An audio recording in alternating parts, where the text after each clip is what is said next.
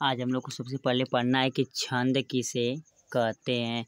तो छंद की उत्पत्ति जो होती है चर धातु से हुआ है। छंद की उत्पत्ति चर धातु से हुआ है, जिसका अर्थ होता है प्रसन्न होना। जिसका अर्थ होता है प्रसन्न होना। अर्थात किसी भी कविता को पढ़ते हैं तो उसे जो प्रसन्नता मिलती है उसे क्या कहते हैं, छंद।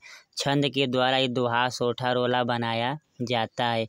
अब जो छंद होते हैं मुख्यतः 3 प्रकार के होते हैं। नंबर 1 मात्रिक छंद, दूसरा वर्णिक छंद, तीसरा होता है मुक्त छंद। अब पेपर में पूछता है कि छंद के कितने अंग होते हैं। तो छंद के मुख्यतः 6 अंग होते हैं। नंबर 1 चरण या पाद, दूसरा वर्ण और मात्रा, तीसरा यति, चौथा गति, पाँचवा तुर्क, छठवां गढ़ या समूह। आप पेपर में पूछता है कि यति किसे कहते हैं।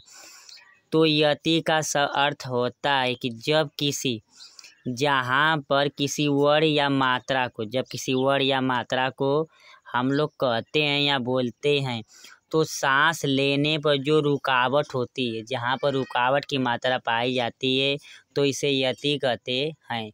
इसे क्या कहते हैं, यति कहते हैं। आप पेपर में पूछता है गति किसे कहते हैं। तो गति जब किसी कविता को हम लोग एक लय के रूप में या तेजी से पढ़ते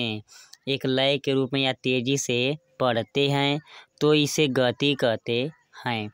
जैसे किसी कविता को पढ़ते हैं खूब तेजी से लय में, उसे गति कहते हैं। और जहाँ पढ़ते समय रुकावट आती है उसे यति कहते हैं।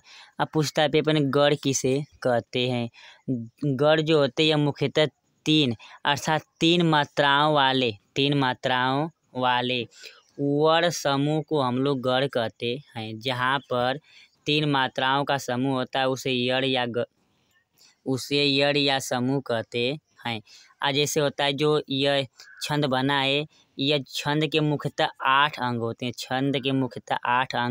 होते हैं। जैसे यह माता राज भान सलगा, यह जो है इसी 8 पर पूरा छंद डिपेंड है। अब हम लोग को आगे पढ़ना है सबसे पहले कि चौपाई किसे कहते हैं। तो चौपाई जो होता है, यह एक सममात्रिक छंद होता है। चौपाई जो होता है यह एक सममात्रिक छंद होता है। चौपाई में 4 चरण होते हैं। चौपाई जो होते हैं इसमें 4 चरण होते हैं और चौपाई के प्रत्येक चरण में 16 मात्राएं होती हैं। चौपाई के प्रत्येक चरण में 16 मात्राएं होती हैं। जैसे जय हनुमान ज्ञान गुण सागर, जय कपीस तिहु लोक उजागर, रामदूत अतरित बलधामा, अंजनी पुत्र पवन सुत नामा। यहाँ पर 16 मात्राएं हैं, इसे चौपाई कहते हैं। चौपाई में 4 चरण होती है और यह एक सममात्रिक छंद होता है और इसमें 16 मात्राएं होती हैं। आप पेपर पूछता है कि दोहा किसे कहते हैं।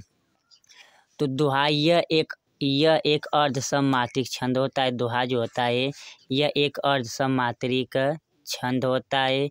दोहा में पहले और तीसरे चरण में 13 मात्राएं तथा दूसरे और चौथे चरण में 11 मात्राएं होती हैं तथा प्रत्येक चरण में 4 चरण होते हैं और प्रत्येक चरण में 24 मात्राएं होना चाहिए। तो इसे दोहा कहते हैं। अर्थात दोहा एक अर्ध सममात्रिक छंद होता है। इसमें 4 चरण होते हैं। प्रत्येक चरण में 24 मात्राएं होती है। पहले और तीसरे चरण में 13 तथा दूसरे और चौथे चरण में 11 मात्राएं होती हैं।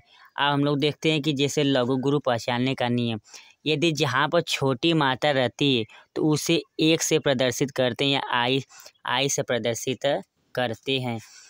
तथा नियम 2, यदि जहाँ पर बड़ी मात्रा आए तो उसे गुरु या उसे यश से प्रदर्शित करते हैं। जैसे उदाहरण देखते हैं, श्री गुरु चरण सरोज रज निज मन मुकुर सुधारी, बरनहु रघुवर बिमल जस जो दायक फल चारी। यहाँ पर जैसे श्री शब्द है तो श्री पर बड़ी का मात्रा इसे 2 लगाए, गुरु पर छोटा मात्रा है, रू छोटा इसलिए 1 लगाए, चरण पर भी 1 मात्रा है, सरोज सरोज जो यहाँ पर इसलिए यहाँ पर 2 मात्रा होगा।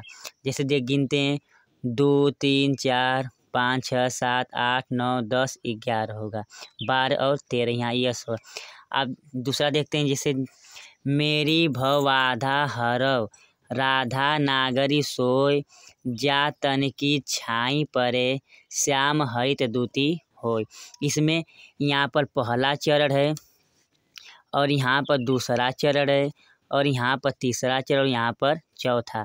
तो दोहा में होता है कि पहले और तीसरे चरण में 13 मात्राएं होती हैं तथा दूसरे और चौथे चरण में 11 मात्राएं होती हैं। तो इसे दोहा कहते हैं। अर्थात दोहा यह एक अर्धसम मात्रिक छंद होता है। इसमें 4 चरण होते हैं, प्रत्येक चरण में 24 मात्राएं होती हैं। पहले और तीसरे चरण में 13 मात्राएं तथा दूसरे और चौथे चरण में 11 मात्राएं होती हैं।